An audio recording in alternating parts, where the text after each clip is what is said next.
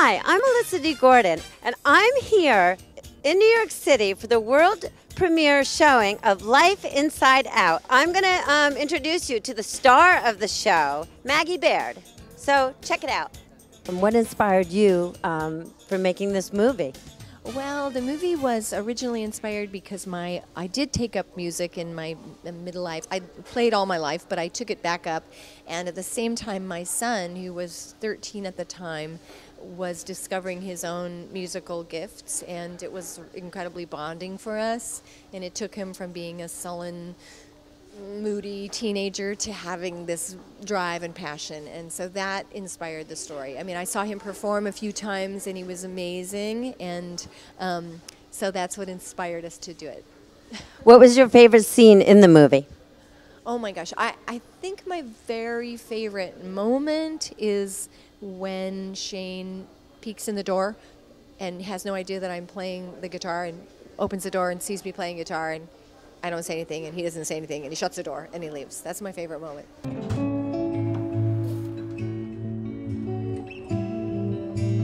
Because I love his take, and I love the idea that he's caught his mother in something that you know how our children don't know they don't really know who you are as a whole person, you know?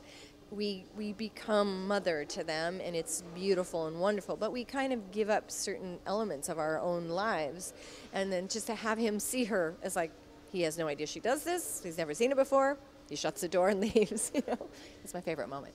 Call me when you find yourself, and I'll tell you what you want to hear. There is no place I'd rather be than right next to you, my dear. This is not the only way. It won't always be so unclear, no. I mean, it's your song. That's good. Tell me about your music background. Well, I did write songs when I was younger, when I was a teenager, but I kind of kept them very secret. And then when my father was dying, he'd always really wanted me to be more of a songwriter and make my songwriting public. So I recorded an album for my dad when he was dying. My mother had died many years before. So that's kind of how I got back into music. And I recorded this album for my dad, and then I started teaching music together. I taught for 6 years, and then I recorded another album. So, and they were, you know, not that I made them big sellers or anything, but I had these albums, and I had this passion for writing songs. And then my son Phineas started writing songs at 12 years old and 13, and he had this amazing talent for writing songs. So the focus kind of shifted a little bit to him, and so I still sing and write, and I love music. I wrote a lot of songs at the Groundlings when I was in the Groundlings. I wrote musical numbers, so I don't have like a formal music degree. I play the guitar and the piano and the flute. I'm adequate at best, but I love to write songs primarily. And Phineas, on the other hand, plays kind of everything, and music is his calling, so we have a music-filled life. So You have to be very proud of your son because he has an amazing voice. he does have an amazing voice, and oddly, in the movie he was younger, so his voice is actually matured and very beautiful now. In fact, he doesn't like, we actually made him sing even not quite as well as he sings in the movie, because we wanted him to sound a little less experienced than he really was. So he always thinks, oh, I don't sing very well, but he really does have a beautiful voice, and he's a beautiful person. He's a very handsome young man. How old is he? He's now 17. He had just turned 15 when we shot. He was playing 14, about to turn 15, and he basically was. So he's 17 now, his long hair, and he's music full-time, 24 hours a day. That's what touched me about the movie as well, is because it's about a mother and a son.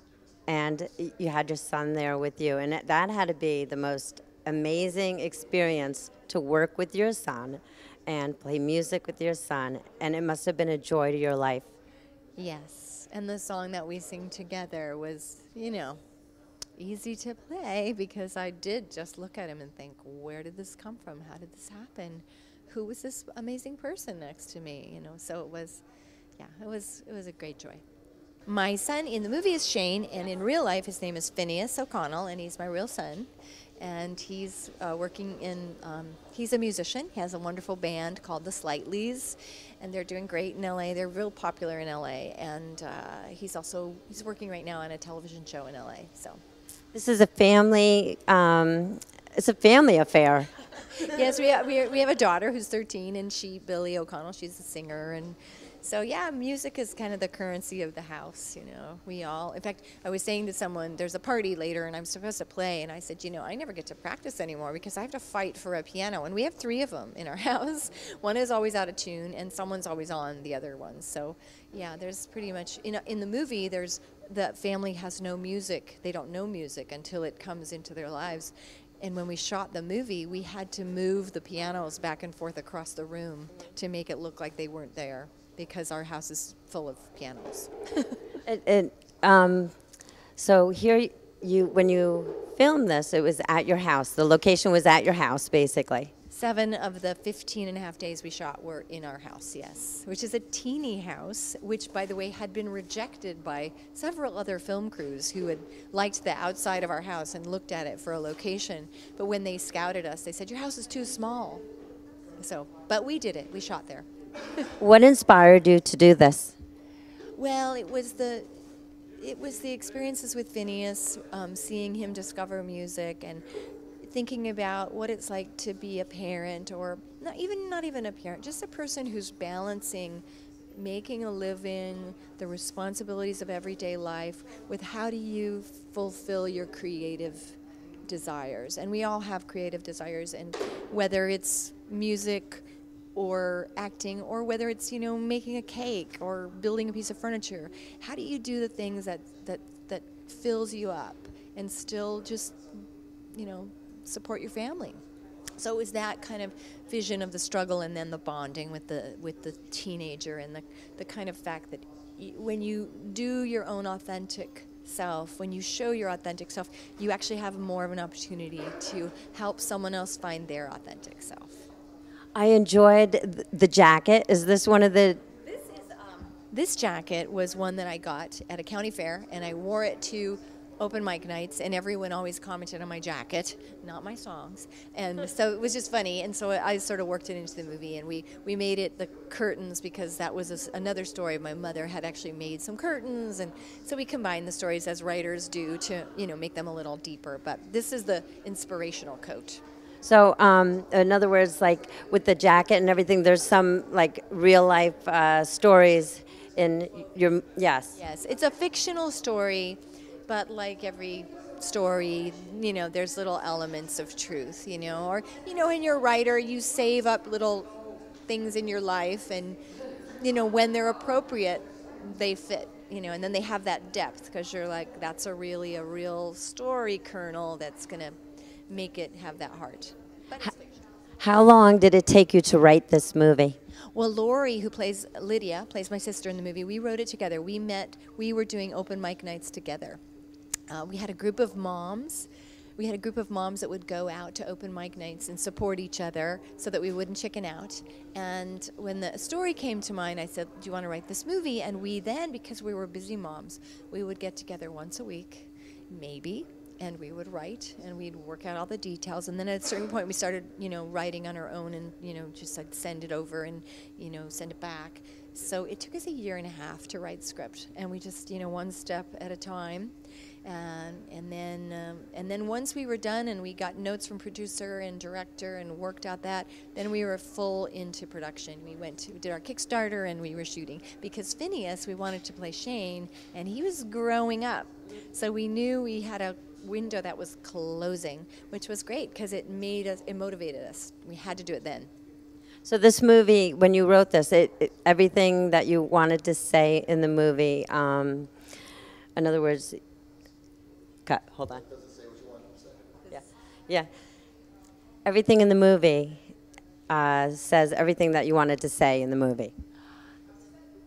In this movie. I think I'll try to say some stuff in other movies, but really what I wanted to say in this movie, we did want to, I think we really touched on a lot of things that we did want to touch on, you know, the struggle, the economic struggles of people, and, you know, the generational struggles and the grandparents and the, you know, how do you deal with aging parents and, you know, just this kind of generational challenge. So yeah, I feel pretty excited that we've touched on the things that were in our hearts and that people seem to be hearing them and seeing them and seeing themselves. The most rewarding part is how many people have said to us, you just wrote my life, or this is my story, you know, and people crying and men and women and, you know, kids, and that's been very rewarding. So it's life experiences in this movie, which touched me. I mean, I really love the movie.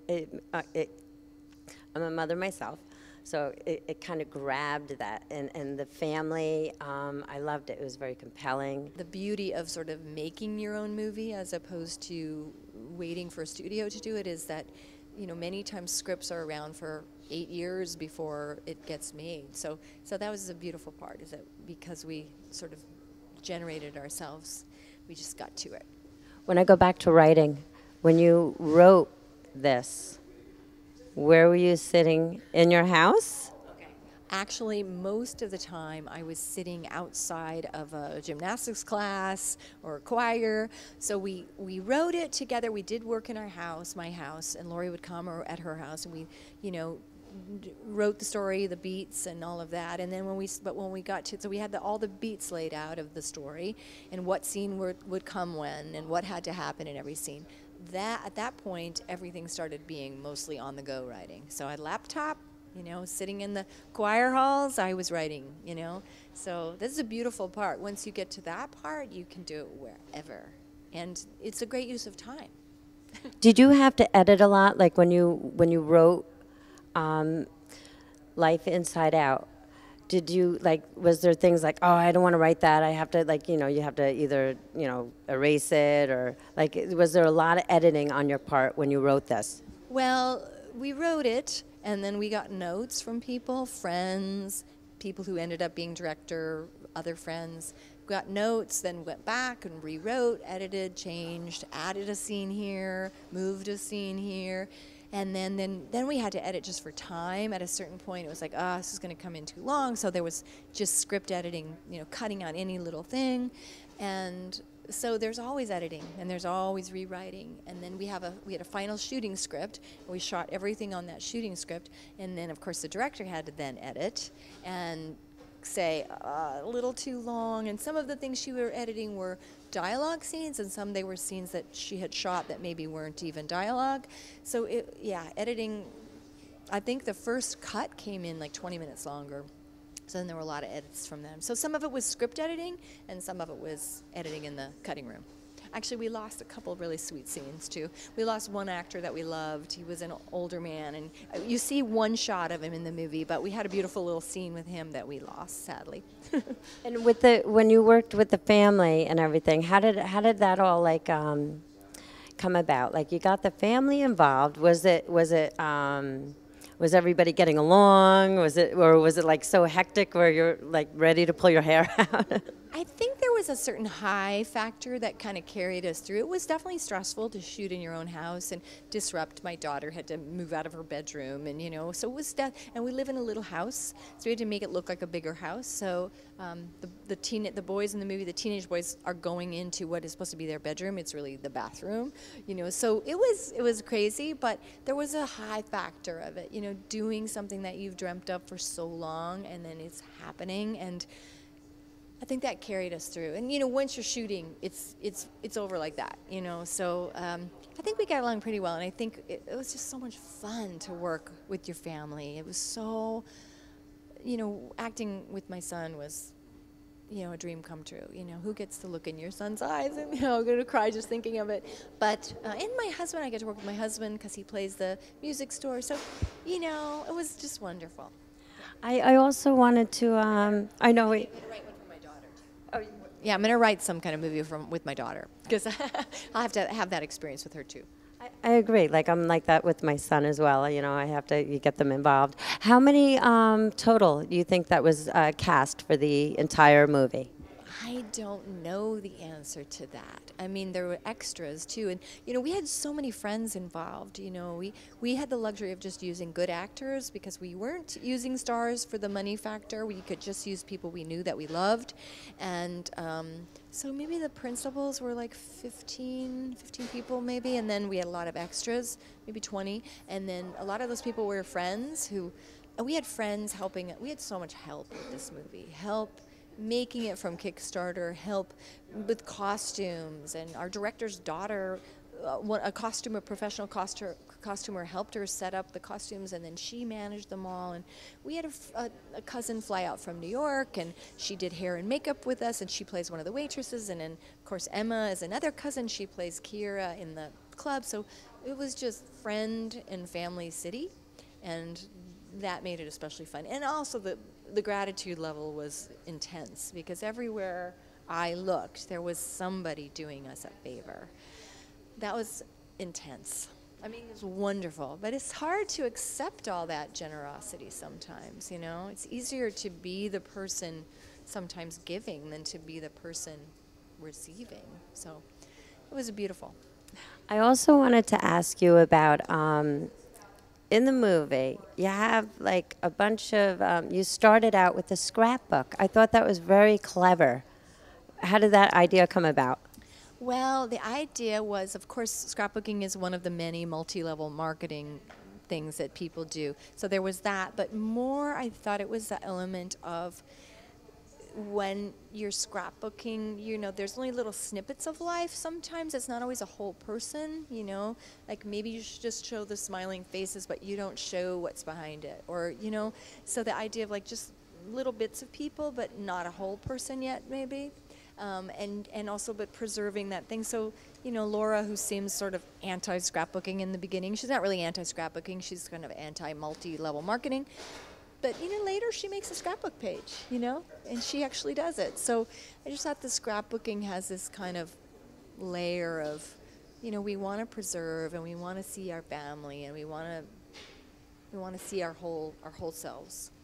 I thought that was really clever in the film. It just was amazing. I loved it. I was saying to Tessa that I can see it winning, like some type of an award, or because, and I gave it a 5-star because I'm a mother myself, and I just thought it was very family oriented. It made me laugh. It made me cry. Your audience clapped. People loved it. It was fabulous. Can you tell me, like for other inspiring producers and writers, can you give them some advice? My advice is a little bit funny because I think, my advice would be just do it. Just do it. If you do one little bit today and one little bit tomorrow and one the next day, it will get done. The journey of 1,000 steps starts, that saying. So if you just start and keep going, it's amazing what can happen in a few years. On the other hand, the other part of that advice is, while you're learning all about what you're trying to do, don't let it stop you, because it's such a hard journey that I think you have to go forward with a little naivete. And so I don't want to say too much about the challenges of it, because I think you should put a little bit of blinders on, a little bit, and take the first step, and then when the challenges come, you will deal with them then. It's a little bit like walking across a river, and the first step is like, oh, I'm wading across the river, and pretty soon you're up to here, but you might as well just keep going forward because it's going to be the same going back. So it's like that. Just take the first step into the river and cross it. That's awesome. Okay. So what do you want to accomplish with this film? My main goal with this film is just for people to see it. Just people to see it. It's been very rewarding that people seem to see themselves and appreciate it and feel that it's speaking to them. And so my goal is just as many people to see it as possible. People tell other people tell other people, and then everyone sees it. That's really all I care about. It's a must-see, definitely. I loved it, and I really thank you. Is there anything that you would like to add? Just thank you so much, and thank you for telling people and watching it wherever you can. Look for it on IMDb, Rotten Tomatoes. Look for it and request it on Netflix, and just want people to get to see it. is there like a website I can go to or something? Yeah, we have a website, lifeinsideoutthemovie.com. We have Facebook, Life Inside Out the Movie, and you can join us there and keep in touch with us and see where the movie's going to be. It'll be in stores in the winter, probably in March, so people can get it. Makes a good present. So I just, go see the movie wherever you can see it. Thank you. Thank you so much. That's a wrap. So tune in next week for On the Red Carpet with me, Melissa D. Gordon. We'll see you next week.